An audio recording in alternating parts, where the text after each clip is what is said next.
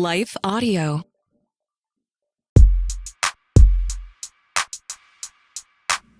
Today on Talk About That, John buys some strange accessories for his dog and eats bugs to impress his dad. Meanwhile, I ponder cryogenic freezing and vigorously defend the Ernest movies. Today's episode is not sponsored by hammocks. Are you relaxed or trapped?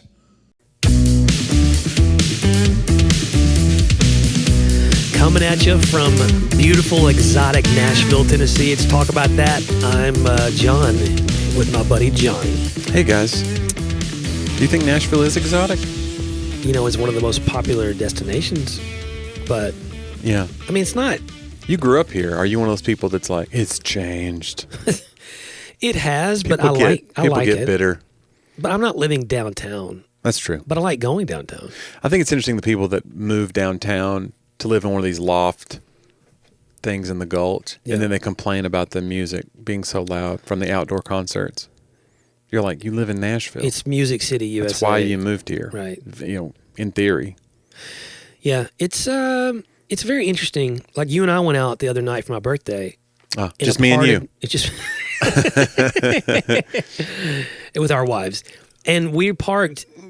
And honestly, and I'm pretty familiar with most parts of Nashville, but it was on the south side of the interstate. I had no idea where we were. And there was so much stuff down there I'd never seen before walking. And Yeah. at night I couldn't tell. But It's like the industrial district, the Yeah. old, and now it's like all these restaurants. all restaurants and event venues, and it was crazy. It was vast. Like it was a lot of stuff. It was vast. Yeah. It was a good dinner, by the way. It's an expensive dinner. Well, hey, bro, you only turn 44 once. Yeah. Everybody does. Yeah. Well, you hope. Yeah. You hope you make it. It was fun. It was fun, and that's a cool place. Yeah. I can't remember the name of it to recommend it. It had something to do with Hemingway. It's like the Ernest Hemingway Ernest's experience. No, it wasn't Hemingway wasn't in the name, but Ernest was. Ernest's Pub or Ernest's I don't know. Goes to Camp. Did you used to watch the Ernest movies? Loved the Ernest movies. Are you kidding me? I mean, They were formative in my childhood. My kid has no idea, but since she was a baby, Do you think they would translate now? I do. The big rubber face that he had, he was so silly and Yeah, it was just silly stuff. yeah. But like I still say to her, "Hey, you know what I mean, Vern?" Oh, and she doesn't. She doesn't know what it is. She doesn't or understand. She doesn't know what it's from. It's Right. just a common thing. Like she just answers me, yeah. So, but since she was a little baby, I've said, "You know what I mean, Vern?" Know what I mean? Yeah, you know, he was a classically trained actor, or Jim Varney, and you know, he very underrated as a performer, I think. And most comedians get it that he was very underrated as a performer. Is he still alive? No, he died of lung cancer. Okay. Right after the Beverly Hillbillies movie that he did, where he played Jed. Was he was around the one of the same time. characters in Toy Story? He was, wasn't he? Wasn't Yes. he the Slinky Dog? Mm-hmm. He was. So great voice, just so memorable. Yeah. And he had he started out in commercials, and I think he would was it call a milk commercial. Is that what it was? every possible product. I remember there used to be a fast food like Quickie Mart kind of chain called Convenient Stores. Mm-hmm. And he was the convenient pitch man. So a ton of those commercials were that of him telling Vern about, you got to come down to Convenient, and then the window would slam on his hand. You never saw Vern, No, right? Okay. he was breaking the fourth wall. Vern was the I wonder fourth if it was wall. Vern Lundquist. I was thinking about him the other day. Of course, Yeah, rent free in your head. Vern Lundquist. Tennessee had an 11-win season and just destroyed Clemson. Which, by the way, you know you're always so hard on me, thinking I'm like some unreasonable conspiracy-minded fan. Right. I was the one who said I thought we would lose that game. No, I thought we would lose. I just thought we were sitting too many players. Yeah, we had too many players that opted out of the bowl. Well, they looked great. Defense looked great. Yeah, and that's not been always. And we look good going into next year. Undefeated. Yeah, we just had, by the way, 3 4-star transfers. One from Oregon. 3 4-star, a 3/4 star. 3. No. We had 3. I'm a 3/4 star. You know? 3/4 What do you star. run? 40. I go, how much time you got? That's 40. That's 40 yards? Inches? I guess. Ooh. Quick. Super. We have 3 transfers. Yeah. We were all 4 stars.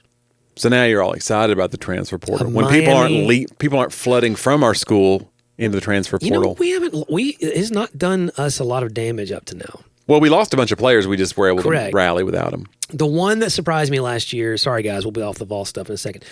The one that surprised me was the starting running back who got injured. Yeah. What was his name? Smith. Smithson. Ipsum. I forgot his name, but Flotsam. he did really well. Yeah. And then transferred. And then did not do as well, I think, at his next school. But we're pretty deep. God couldn't bless it. Is that what you're saying? He can't. You left the motherland. As a loyalist, transferring would be hard for me. You know what I'm saying? Yeah. Like, the team, even though I never see the field. You've had offers from other churches. Yeah, maybe. In your job. I don't like to brag. Right. But these aren't. It's been a while. These are cults. Well, I say churches, but it's like a guy with a pamphlet. You know. Hey, you want to be a part of it? You're like, what is it? They go, put on this robe. Let's see how you look in it. And you're like, this already feels weird. Stretch your hands towards the saucers on the ceiling. Like, put on this medallion. I don't love this. They go, well, this is what it pays. You go, you guys have dental? No, but you've had opportunity to enter the ministry transfer portal. I'm going to say this, Jonnie. Yeah. No one has approached me in a long time. It's been a while now. But you're not putting out the vibe. Was I putting out the vibe then? Oh yeah. No, I'm just kidding. I don't know. No one's offered me anything since COVID. Huh. Interesting. Well, a lot of churches have struggled. Yeah. To get back to their homeostasis, their equilibrium of what they were before, pre-COVID. Yeah. So yeah, they wouldn't be just hiring a bunch of people. Maybe they don't want to take a big swing on a guy like you. They're like, there's no way we could afford John. Is that what you think? Well, I don't know. I think maybe, I don't know. Maybe it's just you age out. Now it's like I'm too old to transfer. You know what I'm saying? Now it's like, this guy's... He's past his... Which I'd have to explain the whole second, third of life thing. Like, look, I'm not... It's okay, if you have to go into the interview explaining that you're on your second third of life, right. It already feels like you're reaching. Yeah. You're trying to tell them how relevant you are. And if you have to tell people how relevant you are, you're probably not relevant. It's like Terrell Owens is trying to get a job now. He retired 6 years ago or something, 7 years ago. Getting a job. He's trying to get a job as a receiver. He was trying to get the Cowboys. Oh, I saw that. Yeah, to go back to actually play again. And then I think the stories that came out were disputed by both sides of like what really went down. But basically, the Cowboys said he asked for too much money. I was like, I would take whatever money just to be back on TV and playing football again. If you're Terrell Owens, but I think he went in with like a big head, like they need me. They need another receiver, and it's like, dude, you're going to be on the practice squad probably. These guys run. I mean, he's in his 40s. Wouldn't it be crazy? He doesn't run a 40. He is 40. But what if he was good? Like, who knows? Right. He does stay in really good shape. Yeah. It is a new age for like nutrition and things, and who knows what these players are. I don't want to be that guy that says the players are taking things, but like the fact that you have so many players playing into their 40s now, like Tom Brady, like if you found out Tom Brady was on something, would you really be surprised that he had something that was undetectable or whatever? You wouldn't be like, Tom Brady. You'd be like, yeah. He's 40. He's 45. Yeah. People who are half his age are trying to kill him every Sunday. Right. How is he doing this? And if you go, well, he's taking a supplement, you'd go, oh. Right. You wouldn't be like, no way. No, I'm not sure anything would surprise me, unfortunately. Would it surprise you if I told you I was on supplements? Well, with the performance that I see out of you, I would be a little surprised. I would expect more. Do you remember ginkgo biloba? I do. That was a big thing for memory. Do people still take ginkgo biloba? I don't know. All I remember is that I can't remember the situation. It's just fun to say. Word. It's a fun thing to say. And I would forget. No, I'd forget everything, and you go, "Here's your phone. You need to take some more ginkgo." And then I go, and I look over, and you go, "Biloba." like you needed to say the second thing. Like there's another ginkgo supplement that I might be confusing it with. Is ginkgo still out there? Not a sponsor, if they are. Wouldn't it be great? Yeah, there's these kind of things that come and go. We talked about pop psychology, and there's also like these waves of things that happen in regular medicine where I remember people were taking St. John's wort for depression. Yeah. and it was like this is like nature's Prozac, and then it just kind of went away. Either people realized I need Prozac, or like I need actual Prozac, or it just for whatever reason they decided it fell out of favor. But I think ginkgo biloba was one of those things, and now I think it's melatonin is the new thing. Yeah, but I believe in melatonin though. Like I believe it exists. I'm not an idiot. Melatonin is like it. I think has helped me to sleep, but I don't love it.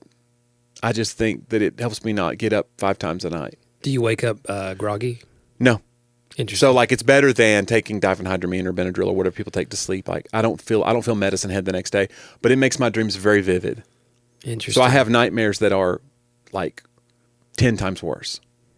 But I'm trapped because I'm sleeping through the night. The melatonin makes you stay there. So you can't get out of it. You're in it. Wow. So now it's just like I tell myself this is probably a dream. And even if it's not, the guy's got the jump on me. Wow. I just tell myself that the chainsaw killer is probably not real. You know, Jonnie is stuck in the dream world, and you're stuck in this episode with us. We'll be right back after a short message from our sponsors. It's horrifying to think that you can't get out and you just have to like suddenly know. No, I think it's made me more chill. I think now if a bad thing's happening in real life now, I just go, maybe this is melatonin. You know, I talk about melatonin on stage and so many people have similar experiences as me, at sleep paralysis and stuff from it. And this guy came to my show I guess it was the last show I did in December. And he goes, here, I'll tell you what you need to do. He goes, edibles. I go he goes, gummies. And he's talking about, not CBD, he's talking about the real thing, THC gummies, like weed gummies. He goes, this was at a church. Yeah. This was at a mega church. Sure, yeah. And he goes, just do half. Start with half. I was like, what is he? He's like already telling me the dose. He's already telling me the dosage. Then he holds up the gummy. It's as big as a shoe. No, just take half. No, but he was telling me that he sleeps like a baby now. I go, it doesn't make you high? He goes, no, it helps me sleep or whatever. And I go, whatever. I do hear people say that. Gummies. Yeah. So, and then CBD is like a thing now, but I don't know about CBD because it feels like if it's legal, I don't know. It's weird to get into this discussion because people have weird opinions about drugs and illegal drugs, but I like the CBD thing being okay with the government makes me think it can't be any good. It can't be effective. Yeah. Because it's like, well, why are they? In general, I don't feel like something's working until I break the law. Yeah. Like that's for me. Give me the real. I'm not driving unless I'm breaking the law. Yes. On opioids and gummies. I don't know. I don't know. I feel like people's opinions are shifting, even in Christian culture, they're shifting a little bit on what our tolerance of those things because we're learning more and more about the science behind them. Because we always thought, like we were always raised to believe, like if somebody was doing an edible or whatever, like they're going to be so addicted and they're going to be crazy. They're going to jump out a window. Yeah. And now we just know more. Meanwhile, we always had that one lady in our church. She picked up her purse. It shook like a maraca because she's on Vicodin and she'd call them nerve pills. Right. With huge air quotes. Jonnie's making air quotes right now. I'm making air quotes. And I always thought that was interesting. Same thing with sports. We do sports all the time. Yeah. Peyton Manning may have taken HGH to heal from his neck injury, and we does that stain his career? But if like Ben Roethlisberger like completely like tears his arm out of the socket on a play, he goes to the sidelines for 10 seconds. They put a horse tranquilizer in his arm. He comes back. That guy's a champion. Right. They deaden the nerves for that guy. I actually heard one of the players on a college game the other night say, they're like, look like you got hurt out there. It's like, yeah, they gave me a shot on the sideline. Oh, they said, one guy said pills. The guy gave me some pills, and I was like, man, you don't normally say that. Yeah, you can tell the trainers off to the side, like, ixnay on the ill pay. Yeah. Yeah. Yeah, it's interesting. Laura always says that if someone gets injured and they just hobble off the field and back in 3 plays, she's like, yep, they gave him morphine. Or whatever. Yeah, and it's crazy because you're just deadening the... Yeah, like go out there. Or like an epidural or something. Yeah. It's crazy, but Yeah, now the tent goes up. What's going on in those tents? The flip-up tents? They go sitting there for a minute? That's a HIPAA thing, I almost guarantee you. Wouldn't that be interesting, though? You got to preserve people's privacy from medical... We need those, like, for everyday life. Yeah. That you can just, like, take a breather. Yeah. You could be in, like, a marriage fight. You could be like, you're beaten. I'm heading to the isolation tent. You've been beaten. It's not great. It's not going good for you. That you just wander over, and then this thing just, they kind of just probably go, they prop up. Yeah. I'm just gonna and then she goes, what's going on there? You go, that's between me and my doctor. You've had a doctor in there this whole... Yeah. Yeah. They're on retainer. Yeah. Psychiatrist to be Probably. specific. Yeah. Wouldn't that be a psychiatry injury tent? Yeah. Yeah. Just like for 10 minutes. Yeah. Yeah. They're just helping you get the feelings out.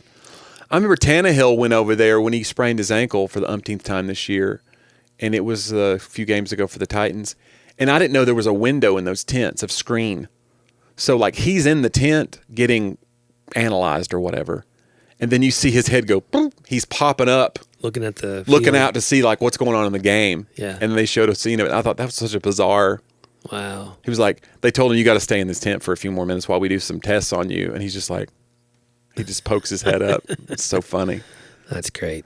That's the heart of a champion. That's what that is, John. Hey. I wish you felt that way. Yeah, I don't have a champion's heart. I'm not sure what's going on in there, but it's not good. I used to remind me of that commercial, like that inside your dog is the soul of a wolf. Have you seen those? Oh, right. For like dog food commercials? Yeah, they show like a little dog. Yeah, inside, it's like, you haven't seen my dog. Yeah. Inside my dog is like the soul of a cat. Mm-hmm. Like he doesn't have a wolf inside. Norm Macdonald used to have a bit about how there'd be cat food commercials that would say, all natural. And he was like, cat food is horse meat. Yeah, that's just how it is in nature. Can't remember the last time my cat dragged down a stallion. That's great. But yeah. Yeah, inside is that's true. It's interesting the way it works, like these dogs that are modern day pets, their distant ancestors are wild, feral wolves. Interesting. And now you have like this little pug, that just has breathing problems. Yeah, lays on a couch all the time. You don't, but other people. 9-pound Bichon poodle. It's hard. It's a Bichon. Poujon, what do they call those? They call them Pouchons, yeah. Pouchons. Or... Bipoos? They usually have the poos at the end. Yeah. Yeah, although I do put him in charge of security. He's very... Does he bark at every single a leaf falling from a tree I have outside? a bark collar on him. Oh, okay. That just beeps. Oh, it doesn't shock. He never just startles him. He never gets to the shock. It's like he has to bark like 5 times in a row. It just it vibrates and goes beep beep, and he goes like he's upset. He's very like I did a bad thing, and he runs to you if it ever just beeps. So no, I'm not sure it's ever shocked him. He runs into the little doggy tent. No, he runs to you. Oh, interesting. I put up a doggy tent, and you did it. You did it to him, and he runs to you. Do you ever feel bad? He loves it. Huh? He comes to you and wants you to put it on. This is like extra trauma, layers of trauma. He likes Ace is very. He sees the collars, and right now, by the way, he's wearing a P belt as well. We're trying to make sure it's like a thing just around his waist. What does that do? It kind of keeps a sensation that hey, when this is on, he's always inside, and we take it off, let him outside. That's when you go. I've never heard of such a thing. Yeah, it's very effective. And then if he had an accident and he can't have an accident, like it will just stay in the belt. But maybe that would help you make it through the night. It's possible. Hey, I'm open to anything. It's that melatonin. But a P belt. He loves his accessories. Yeah, like he comes up to you with his tail wagging, like right. He thinks we're showering him. Wants to put on his outfit with gifts. Yeah, like these are things. Like in my mind, he's telling like none of the other dogs in the neighborhood have one of these P belts. He notices that he looks like a superhero. Yeah, he's like, this is different than all. I'm special. It's like, yeah, that's one word for it, Ace. But also, Ace can't talk. No, but I know what's going on inside of there. Of course, you're not projecting at all. He is wild about security though. If someone walks down the street in front of the house, right, he'll like, and then the beep, beep, beep, beep, and he'll stop. Cries. But that's not what you want if it's an actual burglar. You want him to actually be able to intervene. Yeah, but all he would do is lick him. Like Yeah. But he would, I don't know, he'd bark maybe. You think? They wouldn't know that he was coming to greet them, Yeah. they would think this was a vicious 9.1 pound white Bichon poodle with the soul of a wolf. Licking them as they steal your couch. That's fine. If I was going to steal out of a house, Yeah. I don't think I'd carry the couch out. I wish someone would steal our couch because we're trying to get rid of an old couch right now. Won't you give the listeners your address and just see what I don't know happens? what to do with it. How do you get rid of an old couch? Can't you throw it in the dumpster at the convenience center? I don't know. Do you ever go to the convenience Well, center? here's step one. I don't have a truck. So I I know where this is going. I need your help. Mm-hmm. Can you burn one of your days off helping me get rid of some couches? I have a couch and a love seat. I bet they're heavy as all get out, aren't they? Yeah. They're leather. Jeez. And that's the thing. They're kind of torn a little bit. I have dogs that get on the couches, so they're not really like fit to be like, I'll give these to somebody that could use a couch. Like they could be stitched up a little bit probably, but I don't do a lot of leather stitching. I always feel weird. Yeah, I don't do a lot of leather work. I feel weird trying to give somebody my old thing. Hey, we got a lot of new stuff. You want our old crap? Like, I don't want to do that. It's like, what kind of person? But I also feel weird throwing away something that's only like 5 years, 6 years old. Yeah.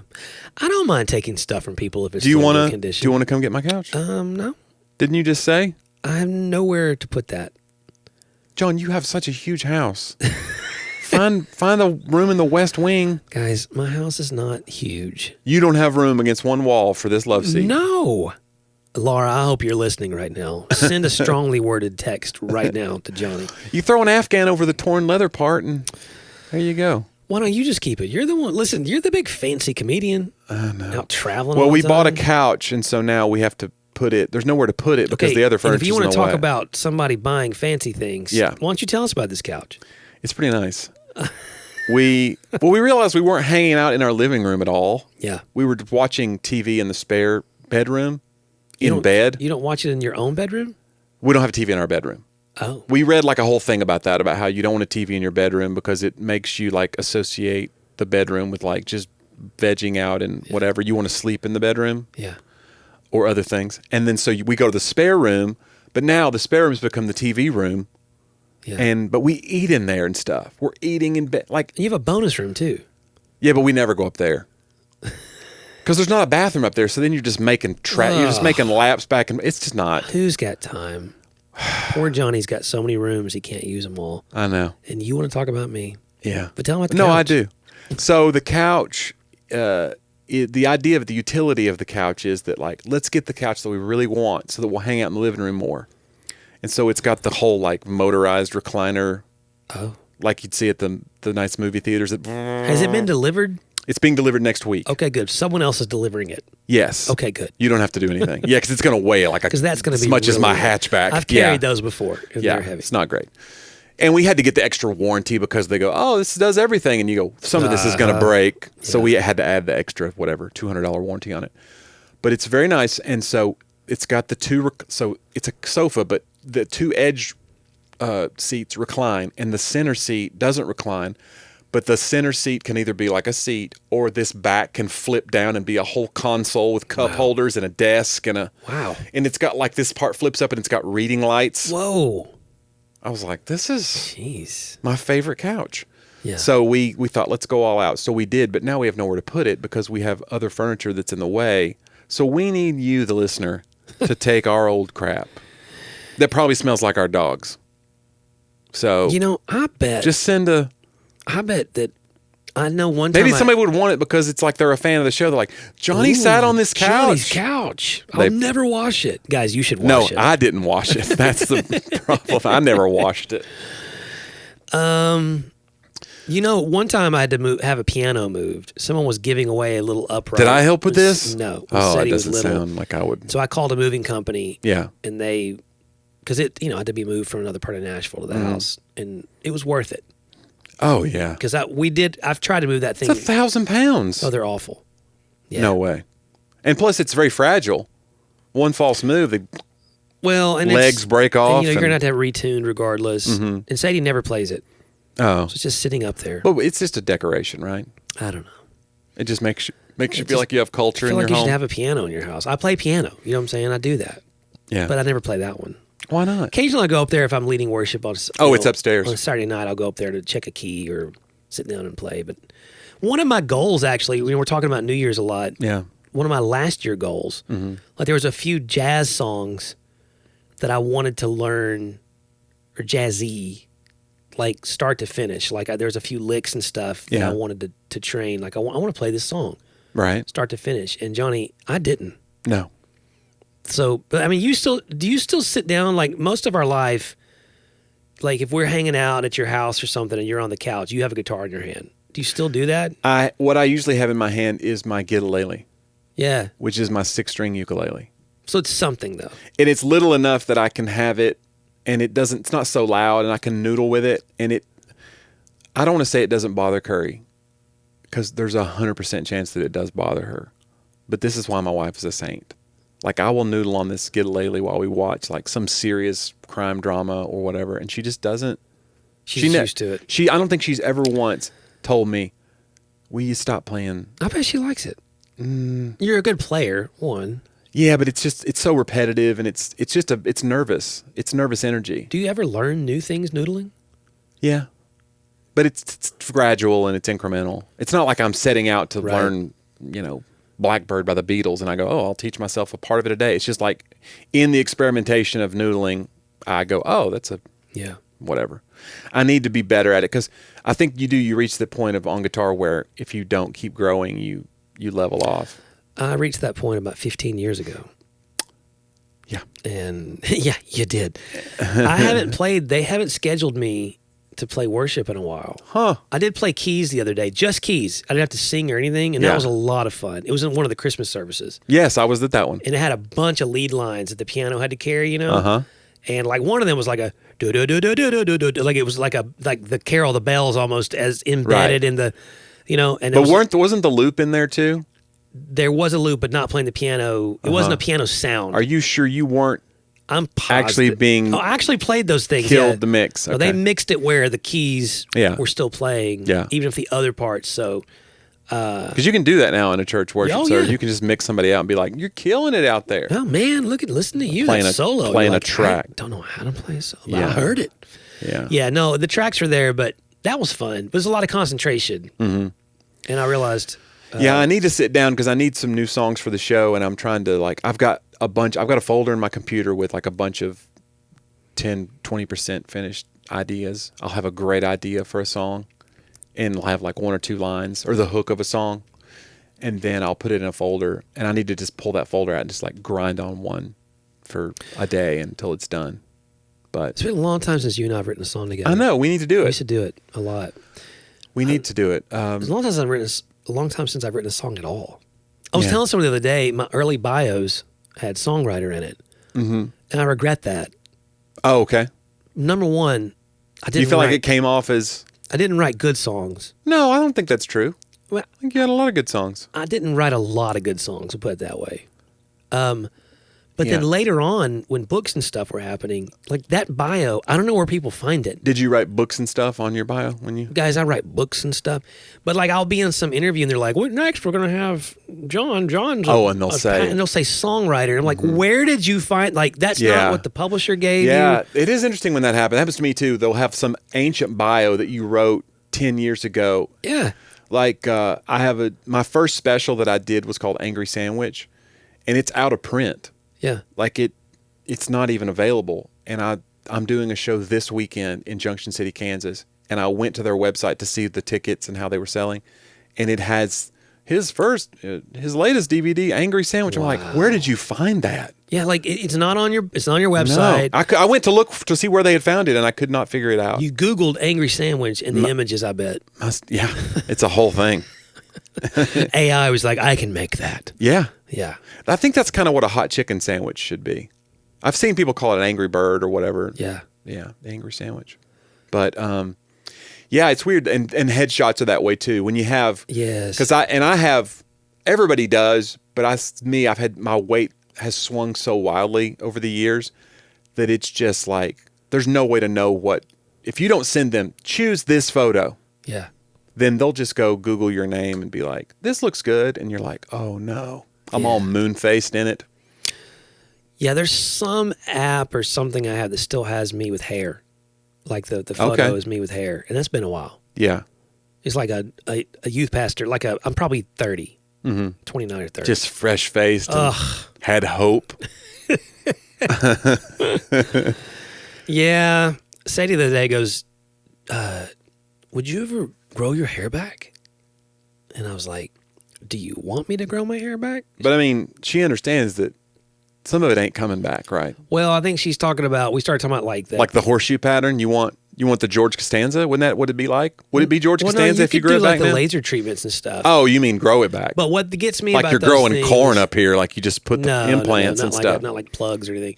But like those commercials on sports radio, it's like one of the DJs is like, oh yeah, when he says you got to go for all you do is these 100 simple treatments. Yeah, it's like all I got to do is every day for 45 minutes of my lunch break head over to the laser studio. It's not every day, is it? I think it's like 2 or 3 days.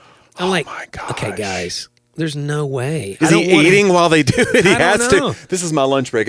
He's eating a salad. I don't want hair that bad. I never thought I'd say that, but I don't want hair that bad. Dropping hair plugs in his salad. Man. That's not an alfalfa sprout, he says. He exclaims. Well, I do wish, when I speak, I will say this. There's a shininess. There's a sheen. I see it in the videos and stuff. You're probably looking at it right now. No, I don't see a sheen. You look Maybe like you've got a matte finish today. Oh, that's good. Yeah, it's. I'll see. You know what? I forgot. Speaking of matte finish, my new I have a new product for my merch table this fall, and not this fall, this winter, and the beginning of the year. This right now. I've already ruined the pitch, but a buddy of mine was like, "You should do journals," because like people want to journal. Yeah. It's like a big New Year's resolution thing of like, I'm going to do it this year. I'm going to journal. Yeah. And so he goes, you should make up a journal. And so we tried to come up with like a catchy saying that would be kind of fun. Yeah. And so what we came up with is, this is my journal. I'll show it to the camera for the people watching at home. It says, if you can't say something nice, just write it down in here. So that's my new journal. So these will be available on my website very soon as well. Nice. And it's a nice vinyl-y matte finish. It's like a moleskin vibe to it. Yeah. It's not a moleskin. It's a Foleskin. It's a fake moleskin, but they are of good quality. And so, yeah. Nice. Those will be available soon. I just wanted something new for the table, Yeah. I've had the same kind of stuff, and I don't want to be that guy that has trinkets and everything. Got, Right, like here's your Johnny W keychain. Your flea market stuff. But you got to do bumper stickers. Look, you got to supplement your... If I'm on a supplement, John, that's what it is. It's supplementing my income with trinkets and wares. Sell my wares. Johnny W coasters. Yeah. Come on, man. Would that not be would you buy a? No. Do you use coasters? I just buy your DVD and use it as a coaster. That's hurtful. Do you use coasters at the house? Is Laura a big coaster person? No, not big. You don't have a lot of wood furniture though, do you? Yeah. That you're trying to be protective of?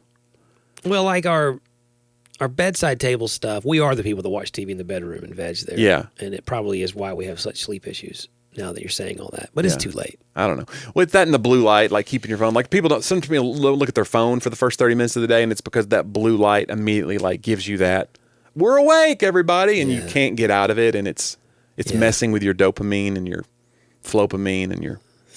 Melatonin. I'm not a... You're scientist. not a doctor per se. Anyway, so you don't have wood furniture to stain with we do. rings. I mean, I don't know. You don't have an old wood coffee table that you're like, whatever you do, that was Papa's. I will use if I have a sweating drink. Yeah, I'll put it on something. Probably. Yeah. The only time we watch TV in the living room is sports. Right. Yeah, that's like the sports TV. I watched over there. I came over and watched the Vols March Madness. That's the last time I was in your home. No, it's not. I think so. Is it? Yeah. Oh. Well, that's No, I was there since then because I came over for a pool party later that year, I think. Oh. Maybe. Oh, I guess I never invite you, though. When's the last time you invited me to your house for a pool party? That'd be weird, right? Johnny doesn't have He says to come on. He said bring the trunks. You said something earlier, and this is going way back. I'm sorry. Okay. But I need to vent. Yeah. You were talking about, you mentioned a gas station. And I don't know why I thought of this the other day, but it really bugs me. The Shell stations, everyone has, like Exxon has their twice daily. Right. Everyone has their thing. The Shell stations, you know what it is? Mm-mm. What they call like their little store? No. Sudden service. Sudden service. It sounds like you're gonna be startled by it. Yeah, it's very like there's a guy sneaking up behind you to give you service. Yeah, it's like that. I'm all for alliteration. Yeah, but someone like this is a major company. Yeah, Sutton Service. Like it's no. aggressive. It's too aggressive. Yeah, and I noticed though that there's a logo with it the other day that's like the little exclamation point lit up. So I wonder if they're trying to play off of your like engine warning. That may have been what they were doing. I don't know. Even then, like check. I don't know. Sudden, guys. I think it's it's too, time. It's too sudden. You could change it. Like, and I don't think so. I think those signs have been made, and people have decided they've made marketing decisions. Like, I'm not going to go in there. Exxon used to have like the Tiger Mart or the. See, I they can had handle the Tiger Mart. Yeah. Yeah. Now, why Exxon has? Because it's the Tiger was in your tank. It's like thanks to high octane fuel. But generally, gas stations don't have mascots. You know what I'm saying? Like we're the Exxon Tigers. We're the Shell Conches. Or conch. It's a conch, right? But most people say conch. Have you ever had conch shell? What do you mean? Had it? You eat it? Conch fritters and stuff. Yes, we had that at the. But they're not Caymans. made of conch shells. There's stuff inside. Wait a minute. Hold on. Yeah, conch shell fritters. What's in the conch shell? It's like a like a mollusk? like a seafood. Yeah. I didn't know this. We had conch soup. That was a big thing when we were on the missions trip to the Caymans. Huh. Cayman Island missions trips. Boy, I tell you, it was a tough road. We actually had a great time. There wasn't a lot. We were doing setting up bank accounts. I get it. Offshore ministries. Yeah, we were with Roy, who was doing children's stuff, and then I took a team of. Why didn't you go? It was a bunch of college kids, and I was probably on the road. Yeah, and I did schools, which the kids loved it. Because there was no way. I mean, I was pretty fresh out of youth ministry at that point. Mm-hmm. So I was still doing Ignition 7. Yeah. Which, we don't talk about that a lot, but Ignition 7 was a big part of youth ministry. It was like 7 videos we made, these 7 full-length, they're like 15-minute videos with our friend. They're like discipleship. Yeah, they're like early discipleship when you just become a follower of walk Jesus. You through your first 7 days of after you've given, I don't want to say after you've given your heart to Jesus. After you've accepted Jesus' invitation. Right. Like I always I think we put the wrong emphasis on the wrong subject when we say, did you invite Jesus? Well, good theology says Jesus has been inviting you since long before you were born. Anyway, Jonnie. Yeah. Yeah, we were doing Ignition 7 stuff, which is all a bunch of parkour free running footage that our friend Jeffrey and then our friend Dylan, who was doing the free running, and then Reggie Dabbs was on there. You were on there doing comedy. And parkour. Oh, those were my favorite parts. It was all ESPN, like menued out. You can actually still watch them. They're very well done. Through. But you did that in the schools in the Caymans? Yeah, like I would do a message, like a free running Were parkour. these English speaking students? English Okay, shouldn't have to have a translator. No.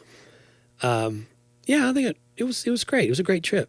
But, yeah, that's where I had the conch shell soup. Did you do like an object lesson while you held the shell? Like a lot of people do. They have a totem. A lot of our lives. We spend inside, hiding. We're just like the hermit crab, okay? We're only going to grow as much as that. Sometimes you outgrow those friends that you thought you needed. But you're only going to grow as big as that thing that envelops you. You're going to have to leave. It's restrictive. You got to leave the shell if you want to grow. Yeah. And find another shell. Yeah.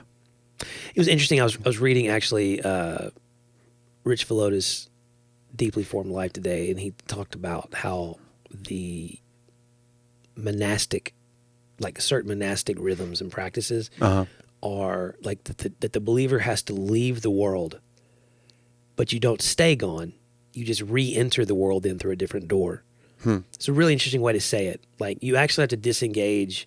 Yeah. And almost disavow the ways of the world on a consistent basis. Yeah. But you can't leave for good. You got to go to your job. You got to go to your... But when you come back into the world, though, to go to your job, you've entered through a different door than you left. So now you're not coming in through you're looking at life differently now because you've had a moment to realign with... I thought it was a really, really cool way to say it. Yeah. Get out of your shell, find a new shell of a different shape, and then re-enter the ocean. I mean, I don't know. The metaphors...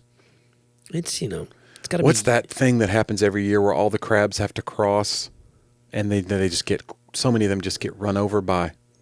You know what I'm saying? You always see those scenes where crabs or turtles? No, it's crabs. They go back and they're just like crab meat is all over the road from just getting but some of them make it. Wow. They're headed back to the ocean. The hero Turtles crab. do it too, but turtles are way more protected than crabs. Yeah. So they do the whole thing where like, we've got to stop. They stop traffic but not for crabs. Well, that seems... Well, crabs are like little cockroaches it's just bugs. But they're delicious cockroaches. Yeah. Yeah. Wouldn't it be great if cockroaches were delicious? What if they are? We don't know. Well, people eat bugs and other... That's true. We don't know, though. Yeah. I don't know. It's like there's a ministry story of like the guy eating all the things he didn't know, chocolate covered, and it was bugs and he didn't know. Yeah. He's like, what's that crunchy part that I'm eating? And like whoever was with him on the country said, that's the thorax or whatever. They were just like, oh boy, that's a roach. Yeah. I don't know. Yeah, I think I could eat a lot of stuff if I didn't know what. If you didn't tell me, I'd just be like, ugh. Yeah, I need to know though. I have control issues. Bugs have a distinctive taste. You've eaten bugs? Well, you're in lawn care.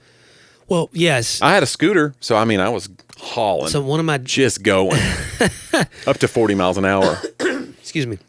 Yeah, one of my dad's like tricks for the kids when we were little was he would eat a grasshopper. Oh, I thought you were going to say he would make us eat bugs. Yeah. Like, this is an abuse story. He'd like pull the head off. Sorry, it's gross, but Dad was because it was like a ranger thing. Because in the Bible, like grasshoppers, I think were edible. Don't make it about the Bible. No, I'm just saying he'd be like that was like usually he'd read some scripture, and like, right? I can eat this, and it was like he was John the Baptist. It was his way to get all the kids like, ew, gross, But I love my dad so much. You ate the bug too. I would go outside when I was real little and maybe have one too many. I was like, these are one too many. It's like, wow. You have 2 or 3 bugs, but after that, you're just eating to eat. I don't need to tell you. Oh, I got a problem. Johnny, and that historical story reminds me of a little segment that we do here on Talk About That we like to call Talk About Then. We've got to work on your segues. Oh my gosh, that was brutal. The first rap song to hit number 1, John, January 12th, 1981. Do you know what it was? Is it going to be... You're going to be surprised. Probably. I mean, I wouldn't be surprised because I know the song or the group? Do you know the song and the group already? Yeah. I mean, I would have known if you just asked me. Okay, I don't know. It was Rapture by Blondie. Do you remember this? She was kind of rapping through it, but she's kind of sing-rapping. Wow. So it was a white lady that kind of brought rap to the mainstream for Americans. And then, of course, you had, Rapper's Delight and a lot of, more things that we remember as being hip-hop culture at large. Is it like Turkish from Delight? Black culture, but, it's not like Turkish Delight in any way. All right, anyway, so that was the one. January 12th, 1980, this is the best. I never knew this story. After losing 16 matches to Jimmy Connors, Vitas Gerulaitis finally won a match. Commenting on the win, he said, and let that be a lesson to you all, nobody beats Vitas Gerulaitis 17 times in a row. That's the best. I don't think there's ever been a better sports comment than that. That's awesome. Like, to lose 16 times in a row and then finally Surely get a win and go, let that. Oh, yeah, 100%. Yeah, okay. That's just great. Yeah. I can't believe we don't know more about this guy. Yeah. Just from that quote. Yeah, I have a lot of respect for him. I'm now a Vitas Gerulaitis fan. Yeah. I don't know. Maybe that was the only time he won, but that's great. Hold on. I had a bad case of Vitas Gerulaitis back in high school. Yeah, you've got to. I got that antibiotic. It really helped. You've got to take Prilosec every day. The first person was cryogenically frozen this week in 1967, John. James Bedford. His body was frozen after he died of cancer. He currently resides at the Alcor Life Extension Foundation, awaiting a time that he might be revived. Wow. Would you ever consider a little cryo? Maybe they find the... Have they ever tried to revive someone? I don't know. I think I need some more data. I think the theory behind it is like, until we find the cure for what killed you, and you're like, well, he was hit by a bus, so that's not curable. There's no cure for that. But yeah, that's maybe that's going to become. Here's the thing about cryo freezing: it seems like it's fallen out of favor. You don't hear about it anymore as much. So except for like a sci-fi plot in a movie, or they're making fun of it a little bit, like Austin Powers. They unfroze him and Dr. Evil, and it's the plot point of like, what if these people from the past are now they kick up their feud again? But like serious people don't get cryo-frozen anymore, really. Like the last person I think of is Walt Disney, right? Walt Disney was supposedly frozen. Supposedly. Ted Williams, the baseball player. Did he really? Mm-hmm. I didn't know that. His head. I think it's just his head. Why would you do that? Maybe the theory is I can just attach his head to... I don't think Ted was thinking through. Well, I don't think he had... Maybe... Do you think he set it up in advance? That had to be kind of Surely. Yeah. You couldn't... Or something like, you know what? Cut his head off and freeze it. Yeah, I can't. It's a weird thing. That'd be weird. So you don't think you would do it? No. What? But here's the thing. Here's what's going to happen. I don't want to come back. Here's what's going to happen more than not. And what I've heard more is you're going to be able to download your consciousness to the cloud so that you can live on forever. So your body would die. Yeah. But John Driver could go on. And maybe they could even like plug AI into you and you could keep writing books. Would you do that? Just existing inside a computer writing books? Mm-hmm. I don't know. Yeah. But maybe you could even like have conversations. Maybe we could even do the podcast. Okay. You sold me. Yeah. Tell AI to call me. We'll set it up. What if our downloads don't even go up from that? We're just like, what are we even doing here? We just continue This forever. is a lot. Guys, it's not even paying the bills for the electricity to keep him going. It's like you and your mom are the only people listening. Yeah, it's brutal. Okay. I love you, Mom. You'll love this. This week, 1966, a certain TV show debuted on ABC known as Batman. Oh. Do you remember the old Batman, Burt Ward and I didn't realize Adam it was West? as late as 66. 66. It felt earlier. It was kind of like, it's kind of, people look back on it now because we have these gritty reboots. Right. Everything's so edgy and dark. You can barely see the characters. Right. It's pitch black. This was a very... And they're villains as much as they are heroes. Right. This is kind of very campy, cartoonic, comic book sensibility. But I watched it as a kid. I mean, it was old already, obviously, when I was watching it. But and Adam West was not a very muscular Batman. No. He's kind of got a little bat paunch. He gave hope to people like me. Yes. That I could be a hero. Yeah. And just look like a normal guy. That utility belt was doing a lot of work. Let me just say that. It was cinched up there. But yeah, Batman, man. That was... And then they did a movie. They did a Batman movie. I don't know how well it did, but I just remember... With Adam West. Yes. It was based on the... I don't know how long it even ran. That probably says. Burgess Meredith was the Penguin. Come on. Wow. Iconic. If you've never seen those, they're worth watching just because for the campiness and the quality of those. Okay.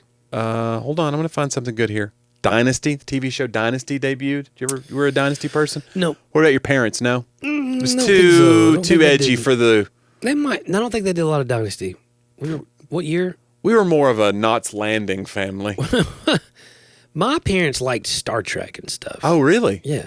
Okay. Yeah, Dad liked Star Trek. Did he call it Star Trek? Oh, yeah. Well, my papa would have called it Star Trek. I'm not sure what Dad called it. I like when people say Star Tracked, like, as though like Captain Kirk was handing out like Christian literature to people. You know? He's handing out. Okay. Hold on. I got you here. First professional basketball player to score 15,000 points. 1960 this week. Dolph Shays of the Syracuse Nationals, which is not a team that exists anymore. Yeah. First woman elected to the U.S. Senate. Hattie Caraway of Arkansas is elected. She had been serving by appointment as a replacement for her deceased husband, and then they went ahead and elected her. Nice. So we've talked about that before, like if you were to pass away, could Laura carry on? Remember we talked about the president who was critically injured in office, or he had a stroke. Yeah. Woodrow Wilson has a stroke. It's debilitating, but they keep him out of the public eye, and the rumors are that his wife was just doing it all. Kind of like what people thought Cheney was doing for Bush.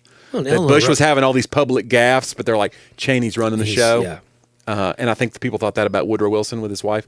So now that we know this happens too, do you think Laura could take it and run with it though? Oh, yeah. Yeah. Again, I think Laura would already do a better job at whatever it is that I do. Mm-hmm. You know, I haven't had her on the podcast in a long time. They're some of our highest downloaded episodes. Yeah. So. What are you trying to say? Well, I finally get a quality. I mean, sorry, go ahead. It hurts. The first steamboat, John, to travel It was down called the Steamboat John? to travel down the Mississippi. Steamboat John. To travel down the Mississippi was 1812, which That seems late. seems like there was a war. There was a war of 1812. That lasted longer than 1812. I wonder if the Mississippi played a role in that. You would know. Yes. In the The war. Battle of New Orleans. This is New Orleans. It says the New Orleans arrived in New Orleans. There you go. Which is kind of apt, I suppose. Andrew Jackson. It's what you want. Not only was it apt, but it was aft. Okay. This thing. It had departed from Pittsburgh in September, it says. So this is Wow. the first public museum in America debuted this week, 1773. I didn't know museums are pretty... That's an old museum. Yeah. You could have a museum with that museum in it. It's a museum about the museum. Yeah. Let me see if you share. Let me see if anybody born this week shares any fun birthdays. No. Boring. Boring. Your life doesn't matter. Howard Stern, born this week, 1954. You're not a Howard Stern guy? No, I'm not. Okay, that's fine. Even on America's Got Talent? He's kind of more charming and folksy. No, still no. I don't get it. You don't get his appeal at all. Nope. Okay. I just think he's. I think he's smart and funny, but I think the crassness it's shock value comedy equivalent to me. Yeah. It's people that can't be funny without dropping F-bombs. Yeah. That's what it just shocks the crowd into laughing, even though they, Yeah. So that's his appeal for me is just like the degradation of women and stuff that he's done. I'm like, dude. His people will be in touch. You tell him to call. He's trying to make amends. Is he? In this, I think so. I think he's trying to turn over a new that'd be great. Stern. No, I'm not trying to judge him and say he's not I'm not speaking. I'm not being a Stern apologist. I don't know why you love him so much. That's the real question. I think you're being a little Stern. Okay, and finally, James Bond's Golden Girl, Shirley Eaton, was born January 12th, 1937. English actress Eaton played Bond girl Jill Masterson, who dies of skin suffocation when her entire body is painted gold in the movie Goldfinger. Those old Bond movies, people love them. Yeah. But they are so corny. Well, they just don't have the special effects. No, they're just so cheesy, like the dialogue and I can't stand them. The old Connery ones, like I like the new ones that are dark and have... Did you like the Pierce Brosnan ones? They were okay. Like they were a step in the right direction from me. The one when he was in the ice cave up north driving the BMW in the ice cave. In the ice cave, and then it flipped over. Yeah. And then he launched a missile and it flipped him back on his wheels, and I was like, right. That happened. There has to be like some suspension of belief. I get it. The suspension in that car. That was based on a true story, oddly enough. But no, the urban legend about Goldfinger and this scene is that she died filming the scene. So that's how urban legends worked, and especially in the 60s, 70s, 80s when we didn't have snow. But she didn't. Have no. Okay. The idea was though that it's like they were doing this, and the actress actually. Did she actually die around the same time? No. Okay, so she lived on. Yeah. And there was rumors of her death. They just, I don't know maybe they're trying to sell the movie, and today they're like, she would just tweet, "Hey guys, I'm not dead. Hey, I'm fine." Right. Yeah. And they were like, somebody's hacked her account. This is even more insidious than we thought. Oh, my goodness. Once somebody wants to believe something crazy, it's hard to stop them these days. I've tried. Even with facts, you just go, well, I've got my own facts that say this, and you just keep moving. Yeah. You just keep the train going on the track. Speaking of trains going on the tracks, John, sorry, that was This Week in History. Talk about then. But now we're on to the closing remarks. And we were talking about travel. We had the FAA thing that happened this week. This Week in History, which was also this week. And I read a story about it because everybody's worried, is it cyber crime? I think it's even dumber than that. What I read was it's just a guy that dropped a file in. He's changing out one file for another, and he made a huge clerical error, and it started just this domino effect that caused all this FAA system to go down. I hope it's something as dumb as that we can just fix and fire that guy. Yeah. And I feel bad for that guy, but come on. I do feel like that's a lot of power at one person's computer. Yeah, he can just right-click, and all the planes don't know if they're running into each other anymore. But I suppose everything has some master computer up a line somewhere. And everything that we do, we think it's so smooth. We go, oh, I'll get on a train and I'll go across country. It'll be fun. It'll be romantic. Amtrak, let's go. Well, Amtrak had a train this week that was stuck on the tracks in rural South Carolina for 24 hours. It was stuck so long that people were calling from the train, calling the police saying, we're being held hostage. And then, so there's a Twitter video of somebody making an announcement. Please stop calling the police.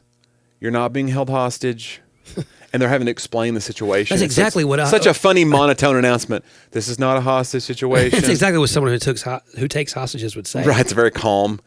But what happened was a CSX train, like an actual cargo train, had derailed up the tracks. That'll do it. And so Amtrak wasn't even to blame, but Amtrak will take the hit on this because it's like, oh, this is why train travel, this is why high-speed rail will never whatever. And it's like, no, something else caused this domino to fall. Yeah. But 24, can you imagine? Now, you would love it. That's what immediately when I saw it, I thought, this is John's dream.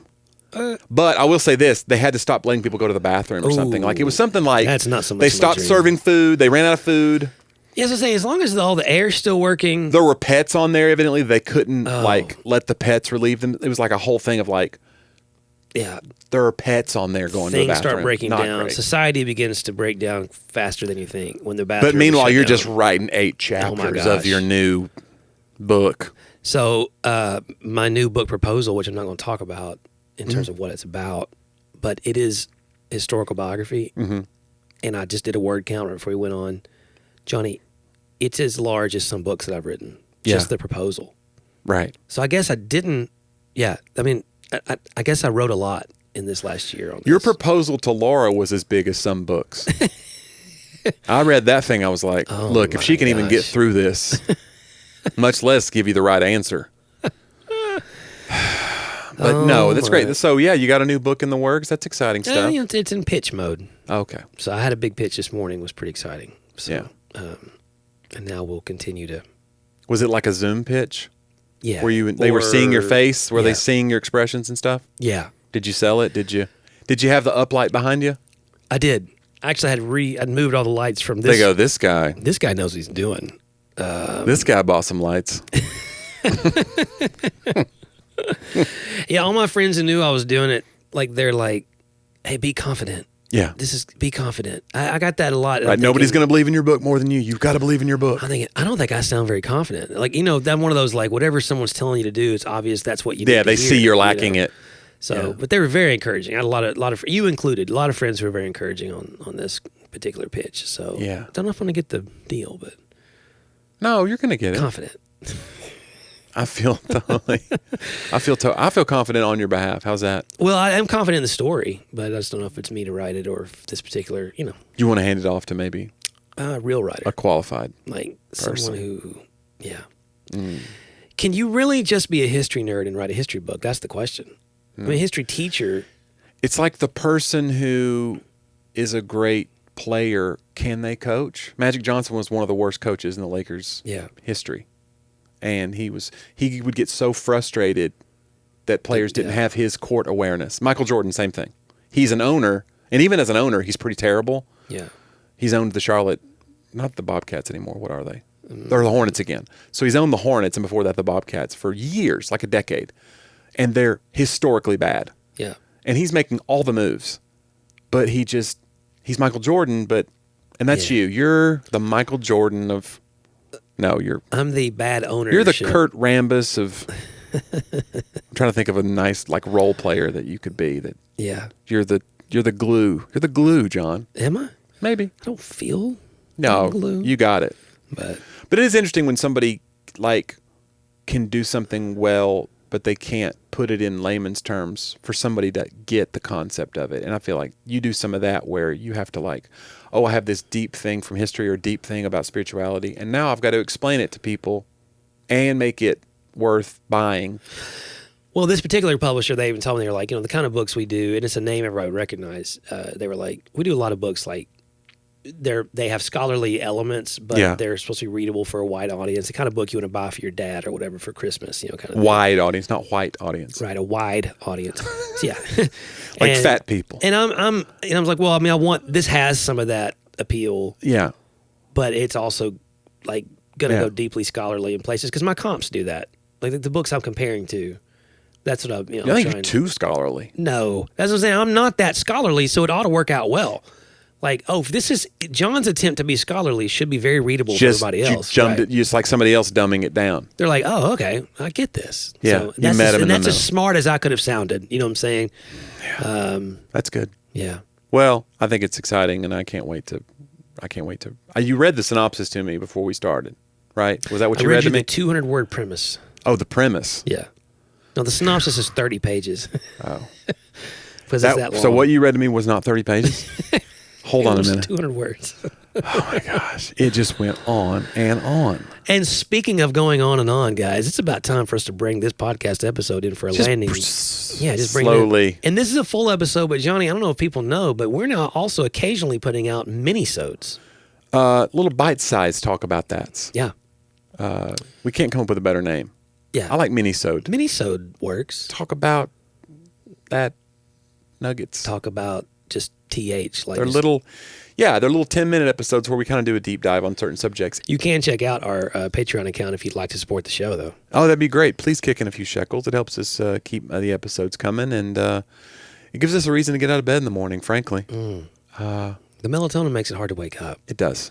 And for all I know, this is a nightmare. For all I know, I'm on THC. I'm on a train car for the last 24 hours. Yeah.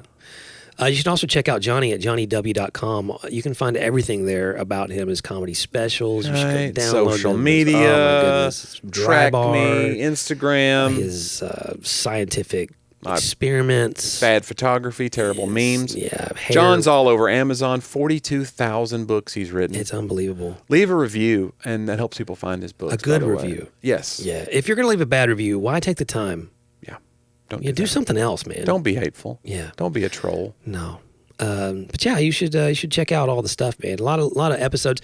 It's a fun. We're so excited right now about our new partner at Life Audio, and you can check out other amazing podcasts on a variety of topics at lifeaudio.com, and they've been pretty cool to work with. They have been. We've enjoyed them, and got some more things in the works. Some collaborations with some other podcasts and different things coming up. So different bonus episodes, different things in the future. It's an exciting time to be on this podcast. And we'll see you next week as we do it again on Talk About That.